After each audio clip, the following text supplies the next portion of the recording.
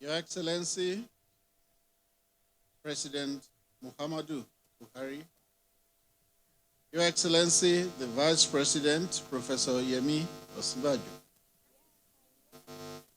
Your Excellency, President of the Senate, the Speaker, House of Representatives, Chairman, Nigeria Governors Forum, Chairman, National Chairman, All Progressives Congress, Secretary to the Government of the Federation, Chief of Staff to the President, Ministers Designate, Permanent Secretaries, Senior Government Officials, resource persons here present, invited guests, distinguished ladies and gentlemen.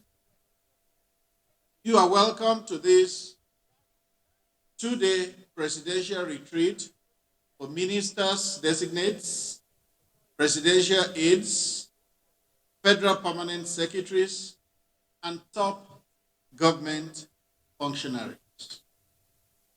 And to welcome us officially to this event is the Secretary to the Government of the Federation, Mr. Boss Mustafa.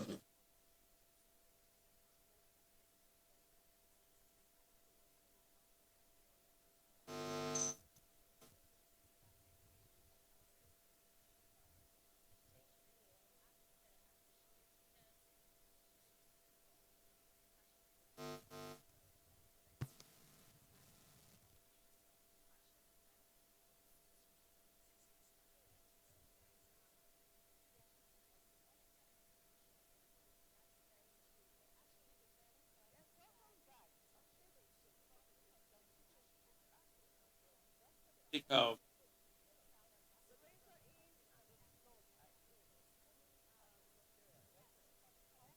the National Chairman of the APC, the Chief of Staff to the President, Ministers Designate, Permanent Secretary, heads of government agencies here present, our resource persons, distinguished ladies and gentlemen, gentlemen of the press. It gives me great pleasure to welcome you to this important occasion of the presidential retreat for ministers designate, permanent secretaries, and top government functionaries, holding today at the State House Conference Center, Abuja. This retreat is designed to prepare and sensitize cabinet members on the status of policies, programs, and projects of government and the roadmap towards the delivery of its priority and next level agenda for 2019 to 2023. It will also provide opportunity to deepen the understanding of participants on best practices in conducting government business.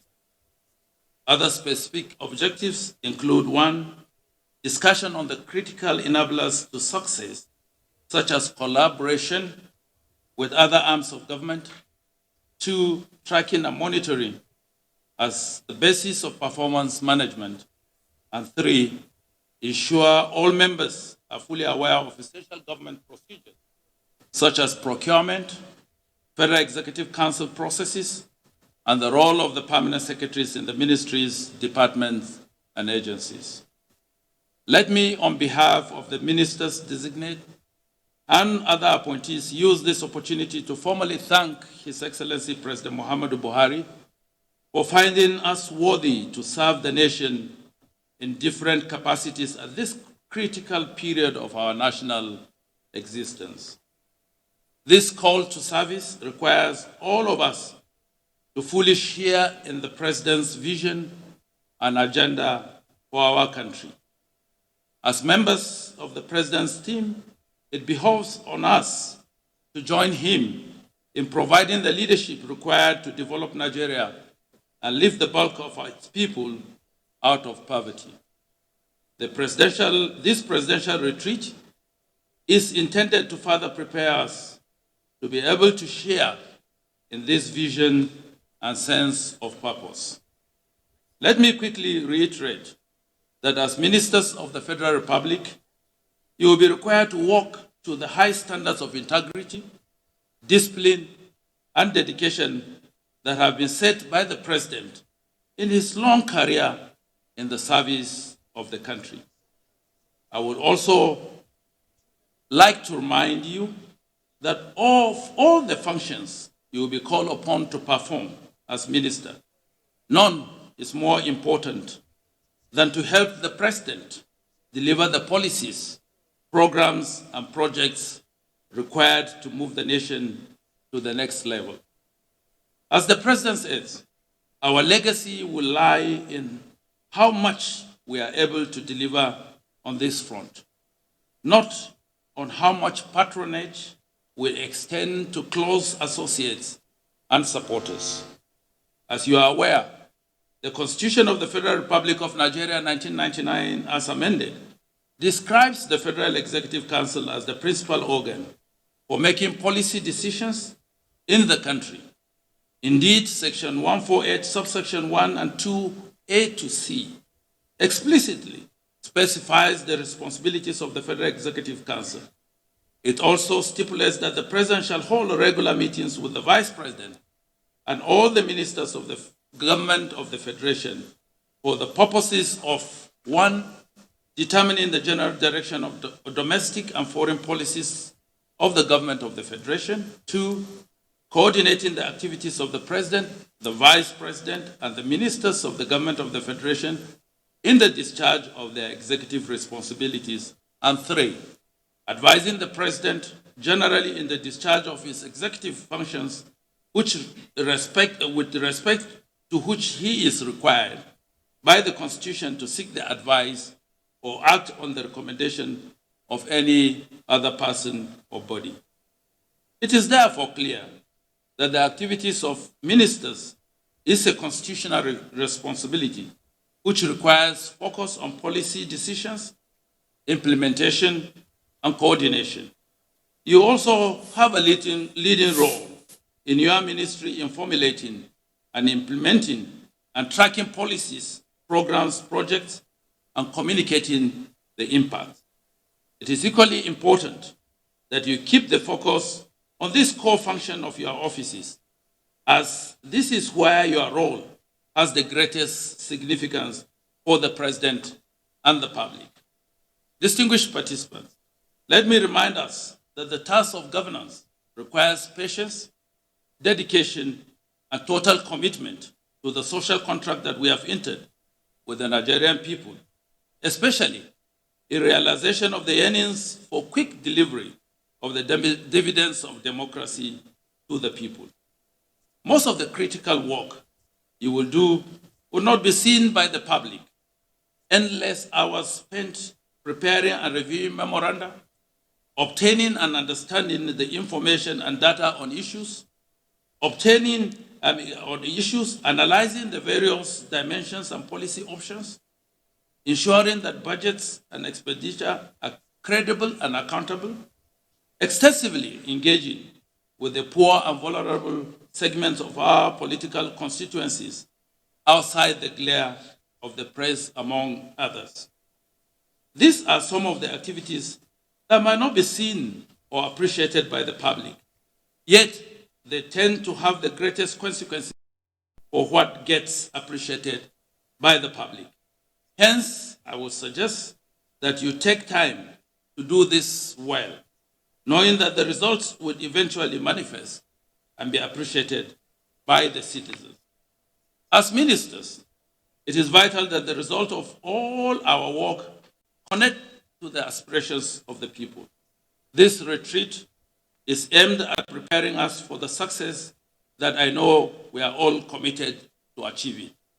Although we acknowledge that we might not be able to cover everything that needs to be addressed, we have provided a complete reference document to serve as quick reference in the discharge of your ministerial duties. I urge you to go through and keep to hand as appropriate. I am looking forward with my team from the Cabinet Affairs Office of the Secretary to the Government working together over these next 2 days with all of you. I encourage you to participate actively in all the sessions of the retreat, to ask questions, contribute your perspective, and also think critically about what you hear at this retreat and how it will shape the way we would work over the next 4 years. At this juncture, Your Excellency, I want to thank you for giving us the opportunity to shoulder the responsibility of preparing your team that would help you and assist you to deliver on your promises to the Nigerian people. And I thank all of you for coming. I thank particularly our resource persons. And I wish each and every one of us a very fruitful discussion in the course of this next 2 weeks. Thank you, and God bless you.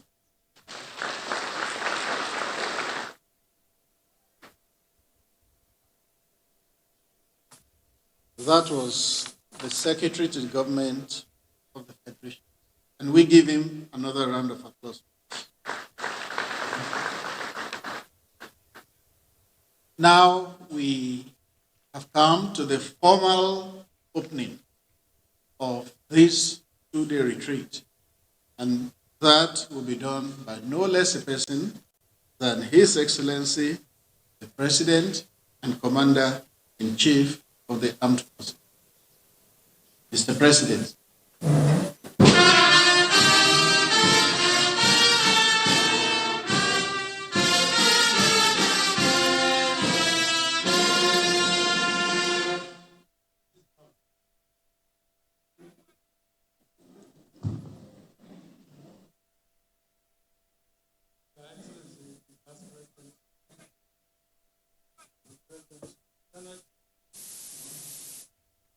House of ably represented, the chairman of all progressive secretary to the government of the Federation, ministers designate, chief of staff, permanent secretaries, resource persons, distinguished ladies and gentlemen.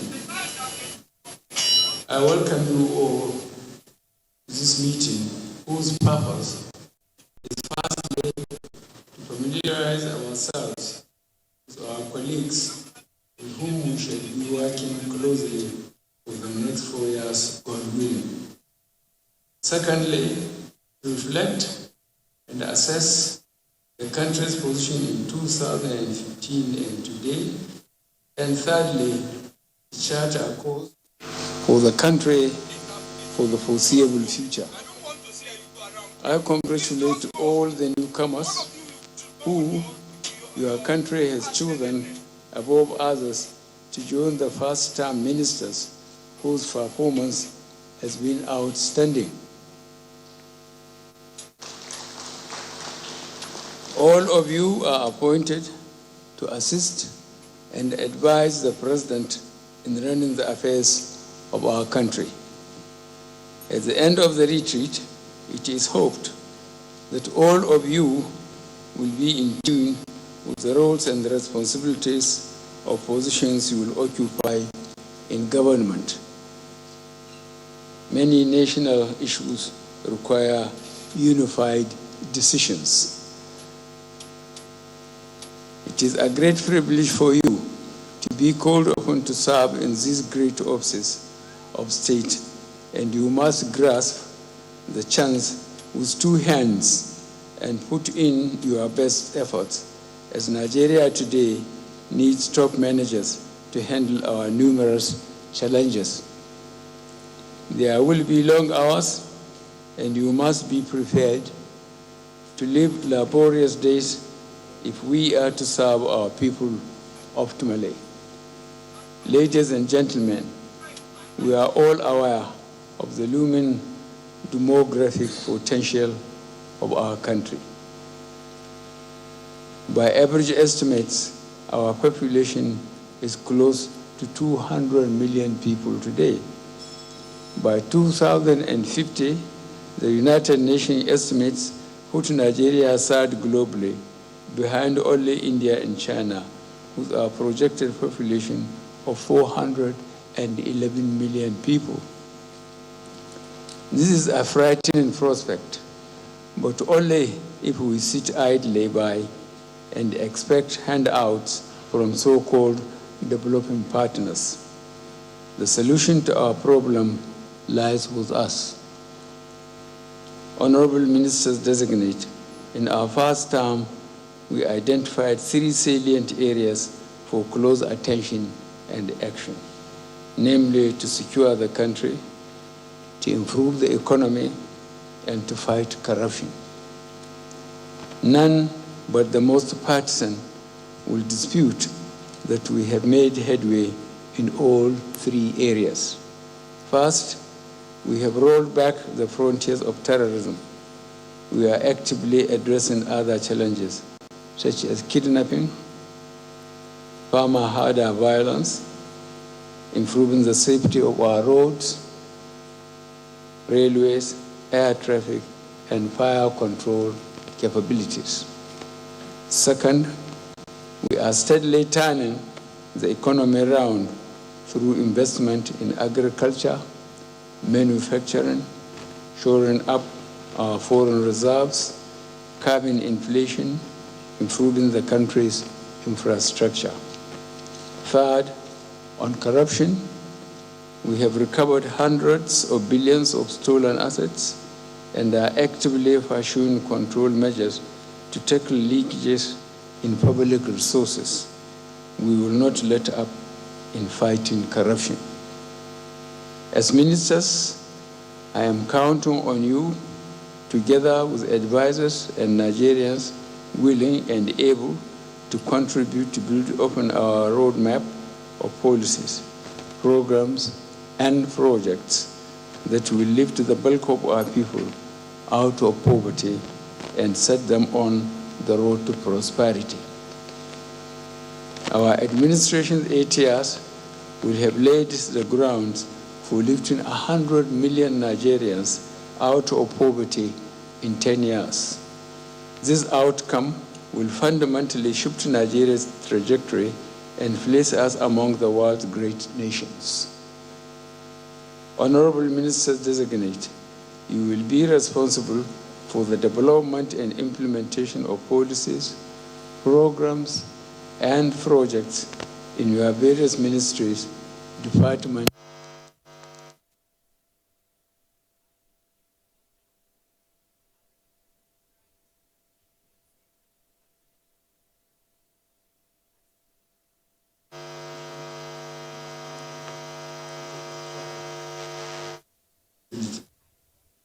Honorable Ministers Designate, we must work as a team. Although we have been chosen to represent your state, the constitutional imperative is vital for all of you to work as Nigerians. Furthermore, working as a team demands that we know what the next person is doing. You must open communications with your colleagues.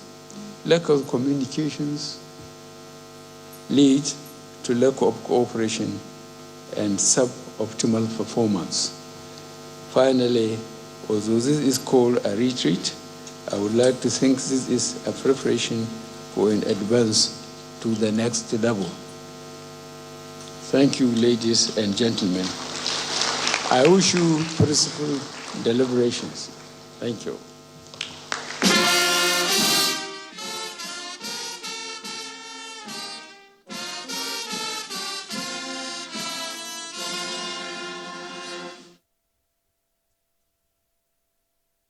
Thank you, Your Excellency, Mr. President.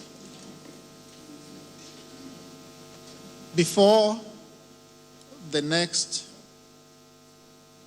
presentation, which is going to be done by His Excellency, the Vice,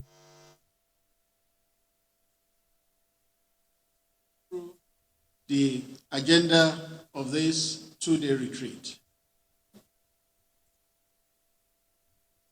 And as we do that, if you have observations, questions, and comments, just note them and at the appropriate time you can make input. Meanwhile, can our friends in the media take their exit at this point? Thank you.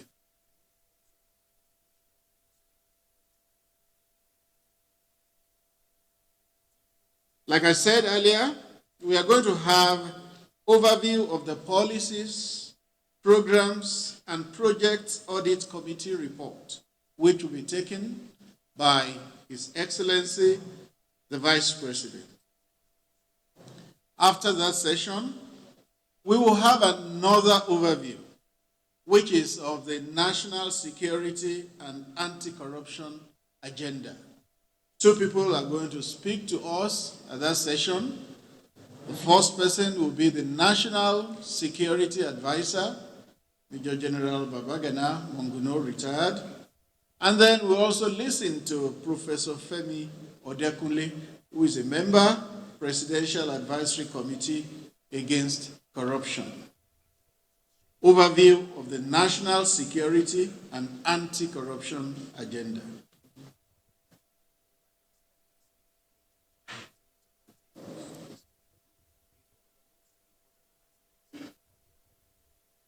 Members of the Army Band and other aides of ministers, designate, and other government officials who are here can also please take their exit now.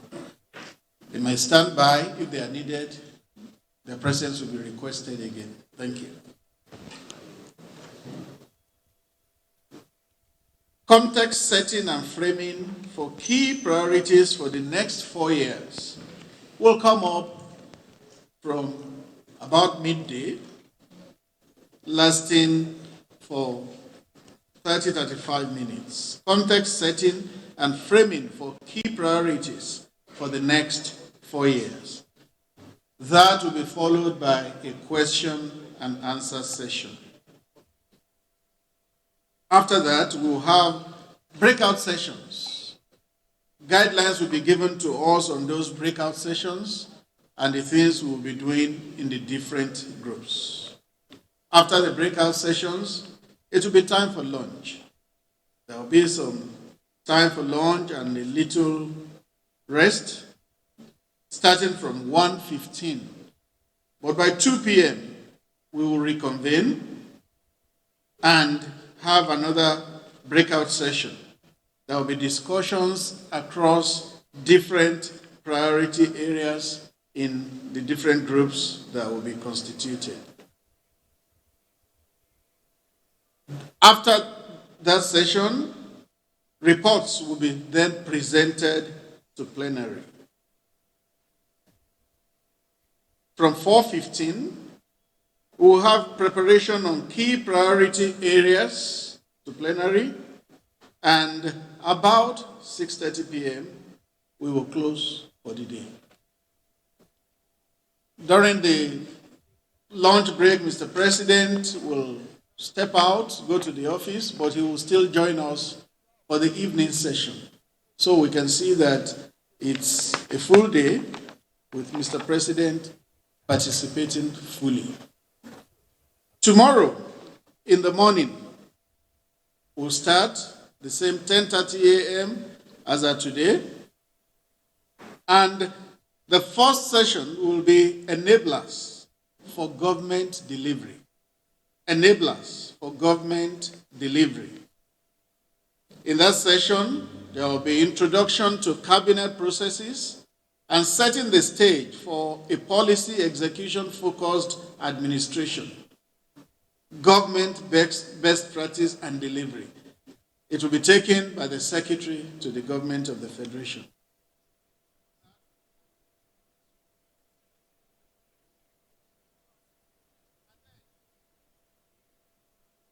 At NTA Network, Twitter at NTA News Now, YouTube at NTA News Online, or visit www.nta.ng. For live streaming, visit www.nta.ng/live. Now, you can stay updated on the go, be it on your TV, iPhone, laptop, or iPad, or download the NTA mobile application from your Play Store or App Store.